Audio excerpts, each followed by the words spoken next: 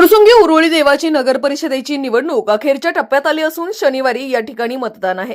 प्रभाग क्रमांक 8 मधील उमेदवार गणेश बाळासाहेब कामठे हे अभ्यासू तरुण नेतृत्व शिवसेना धनुष्यबाण चिन्ह घेऊन या निवडणुकीला सामोरे जात आहे। पाहुयात ते विकासाबाबत काय सांगत आहेत। आपण आलेलो आहोत फुरसुंगीमध्ये स्काय व्ह्यू म्हणून सोसायटी आहे। या ठिकाणचे उमेदवार गणेश कामटेजी आपल्या बरोबर आहेत। तर प्रचाराची बरीचशी राळ उडालेली आहे। बऱ्याचसा आपण पाहतोय, ज्यावेळेला आपण सर्वे करतोय त्यावेळेला इथं वातावरण पण अतिशय अटीतटीचं चालू आहे। पाहूया उमेदवार त्यांच्या तोंडून सांगतील कशा पद्धतीने प्रचार चालू आहे। आणि ही निवडणूक आता बहुतेक शनिवारी मतदान आहे आणि रविवारी त्यांचं लगेच निकाल पण आहे। मध्ये बराचसा स्टे आल्यामुळं त्या निवडणुकीला त्यावेळेला पण त्यांनी प्रचार केलेलाच आहे।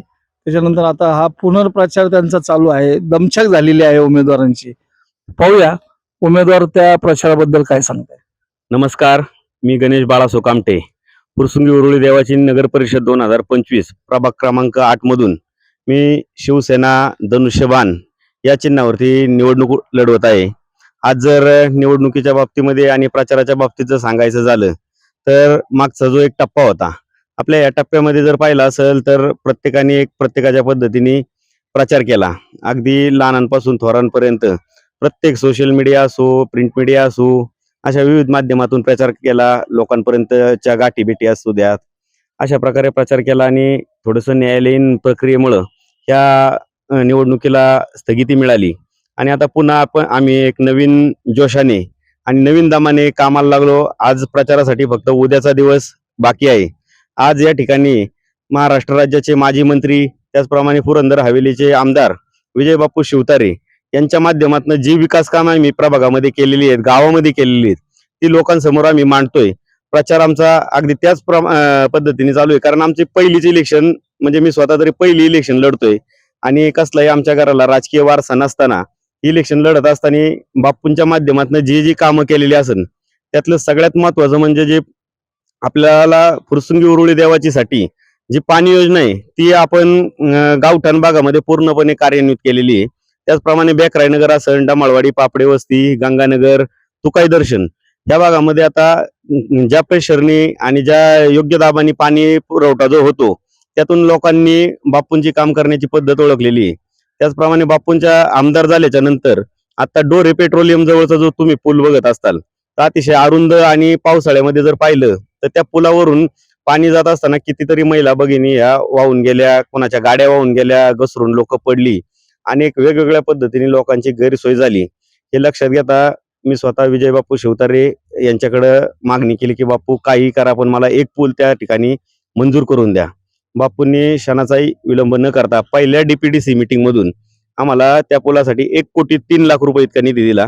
त्याचप्रमाणे तसेच परिस्थिती फुरसुंगी गावातील आपली जी नगर परिषद ऑफिस आहे त्याच्या समोरच्या बाजूला जो वाडा आहे तिथंही तशीच परिस्थिती होत होती। म्हणजे तिथं पूल अरुंद आहे, गावचा मुख्य रस्ता आहे, गावाच्या बाहेरून जर जड वाहतूक जायची म्हणलं तर त्या छोट्या पुलावरून जाते।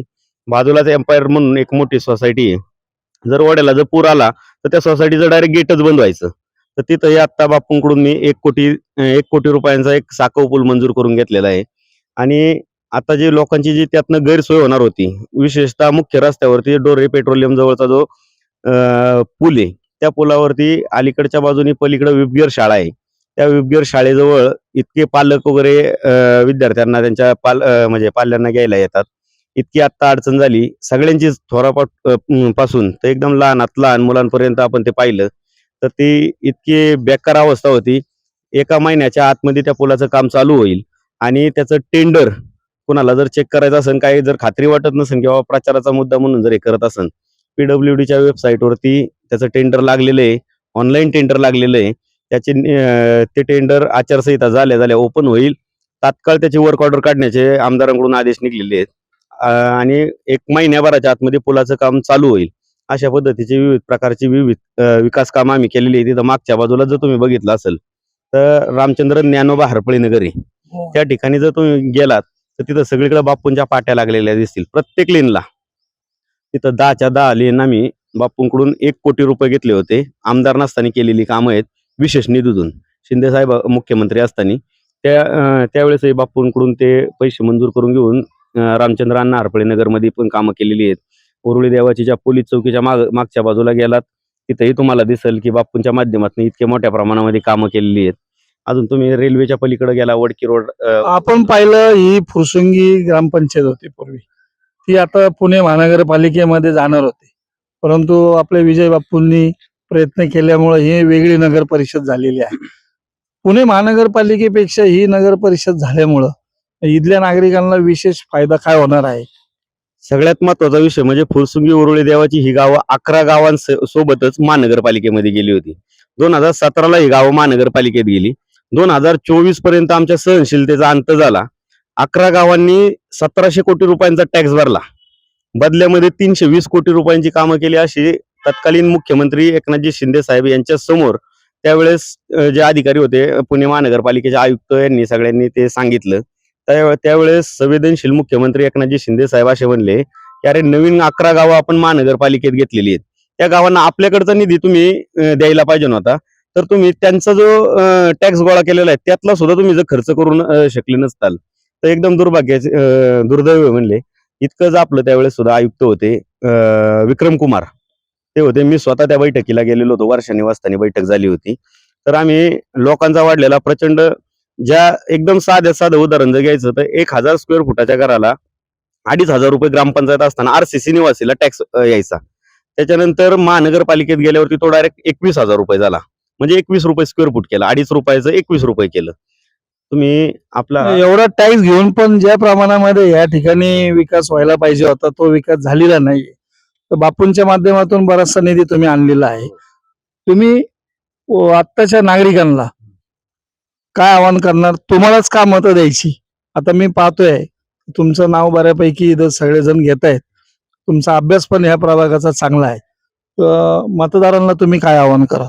आज मतदारांना आम्ही एक आश्वासित करतो की जसं बापूंनी ज्या बागाला पाणी दिलेलं आहे, अगदी मी म्हणत नाही की 100% बागापर्यंत पाणी पोहोचलेलं आहे, पण नवीन शिंदे साहेबांची आता बघा शिवाजी महाराजांच्या पुतळ्याजवळ जी सभा झाली त्या सभेमध्ये पण साहेबांनी जाहीर केलेलं आहे की नवीन नगरोत्थानमधून नवीन नगर परिषदेला आम्ही पाणी वितरणासाठी 100 कोटी रुपयांचा अतिरिक्त निधी आता ते मंजूर करत आहे.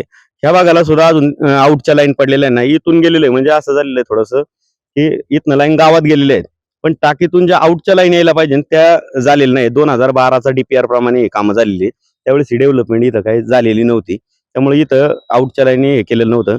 आता ही जे एवढं मोठं प्रमाणामध्ये अर्बनायझेशन वाढलेलं आहे, तर ह्यासाठी नवीन 100 कोटी रुपयांचा निधी आपण घेतलेला आहे. ह्या भागाला आम्ही साधारणतः 6 महिन्याच्या आत, म्हणजे आम्ही खोटं बोलून अजिबात मत मागणार नाही. जर असलं म्हणजे आम्हाला शिकवलेलं नाही, बापूंनी नाही शिकवलेलं. शिंदे साहेबांचं एक नेहमीचं वाक्य आहे, शब्द द्यायचा नाही एकदा, नाही तर 10 वेळा विचार करा, नाही तर शब्द देऊ नका.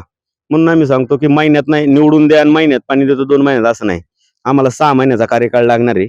मोठी प्रोसेस आहे. मंजुरी जरी मिळालेली असली तरी टेंडर होणे या बाकीच्या सगळ्या गोष्टीला प्रोसेसला वेळ जाणार आहे. तुमच्याकडं भविष्यातला पण उरुळी देवाची आणि या फुरसुंगी नगर परिषदेबद्दल चांगला विचार पण आहे. नागरिकांना एक शेवटचं 1 मिनिटामध्ये काय आवाहन करणार? तुम्हालाच का निवडून द्यावं त्यांनी? नागरिकांनी मलाच का निवडून द्यावं ह्या संदर्भात मी नागरिकांना असं आवाहन करीन की सर्व नागरिकांनी पाहिलेलं आहे, माझ्यासोबत जे तरुणांचं जाळ आहे त्यांच्या चेहऱ्यावरती कसलाही डाग नाही, एक शब्द कधी खोटा बोलणारे लोक नाहीयेत. जी मी आश्वासनं दिलेली ती मी पूर्ण करणार आहे. सगळ्यात जर म्हणजे महत्वाचं जर पाहिजे ना असेल तर आपली नगर परिषद आहे. नगर परिषदेला आपल्याला ठीक आहे आपण 100 कोटी रुपयांपर्यंत टॅक्सेशन मध्ये जाऊ, पण त्याच्यामध्ये पण बाकीच्या गोष्टी आपल्याला खर्च करण्यासाठी जर मोठे प्रोजेक्ट आणायचे असेल तर आपल्याला राज्य सरकारचे पैसे लागणार आहेत. राज्य सरकारचे पैसे आपल्याला शिंदे साहेबांच्या माध्यमातून येणार आहे नगर विकास खात्यातून. इथं स्थानिक आमदार शिवसेनेचे आहेत, तर शिवसेनेचे जर आमदार इथं आहेत, शिवसेनेचे खालचे शिलेदार जर बापूंचे जर निवडून दिले लोकांनी तर नक्की 100% सांगतो इथं इतका विकास करू की म्हणजे लोकांना ह्या वाटणं असा प्रभाग मी तयार करणार, हे नक्की मी लोकांना वचन देतो. आणि माझ्याकडून जर एखादं समजा आपण डॉक्टरकडे गेलो तर डॉक्टरलाही सांगावं लागतं डॉक्टर साहेब माझं पोट दुखतंय, डोकं दुखतंय, आजार काय आहे ते सांगा. आजार काय आहे ते सांगावं लागतं, तेव्हा विलाज होतो. लोकांनाही मी एक आवाहन करतो की जी समस्या असेल ती थेट माझ्यापर्यंत मांडा. प्रत्येक फोन उचलणारा कार्यकर्ता आहे मी.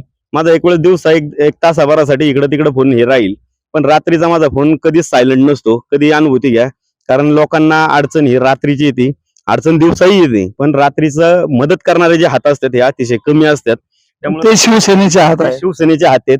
त्यामुळं सर्व नागरिकांना आवाहन करतो की तरुण कार्यकर्ता आहे, सामान्य घरातील कार्यकर्ता आहे आणि एक विजयबापू शिवतारे यांचा निष्ठावंत शिलेदार आणि शिंदे साहेबांचा कट्टर समर्थक म्हणून शिवसेना धनुष्यबाणावरती बाणासमोरील बटन दाबा आणि मला एक संधी द्यावी ही विनंती करतो. धन्यवाद. जय हिंद, जय महाराष्ट्र. हे होते गणेश कामटे. फुरसुंगी नगर परिषदेमध्ये आता ही पहिल्यांदाच निवडणूक होती. त्यांचं विजन चांगलं आहे आणि या ठिकाणी बराचसा डेव्हलप एरिया पण दिसतोय. बिल्डिंगांचं जाळं झालेलं आहे. पुणे महानगरपालिकेने ज्या सुविधा इथं द्यायला पाहिजे होत्या 16 ते 17 1300 कोटी काहीतरी इथून 1700 कोटी रुपये टॅक्सच्या रूपाने या ठिकाणावरून घेऊन गेलेले आहेत. परंतु जशा सुविधा दिल्या पाहिजेत त्या सुविधा त्यांना अजून मिळालेल्या नाहीयेत. एकनाथ शिंदे साहेबांनी या ठिकाणी घेतलेल्या सभेत नागरिकांना पण आश्वासन दिलेलं आहे की ते आता त्यांच्याकडे जे काही नगर विकास खातं आहे त्या माध्यमातून या नगर परिषदेला आणि या गावातल्या नागरिकांना सुसह्य होईल अशा सुविधा देण्याचं त्यांनी वचन दिलेलं आहे. पाहूया या ठिकाणी हे शिवसेनेचे जे उमेदवार आहेत यांना नागरिक कशा पद्धतीने विजयी करतात. टॉप न्यूज पुणेसाठी कैलास गायकवाड. अशाच नवनवीन बातम्या व घडामोडी पाहण्यासाठी आमच्या चॅनलला लाईक, शेअर व सबस्क्राईब करा. Top news Pune. जाहिराती व बातम्या देण्यासाठी संपर्क मुख्य संपादक कैलास गायकवाड.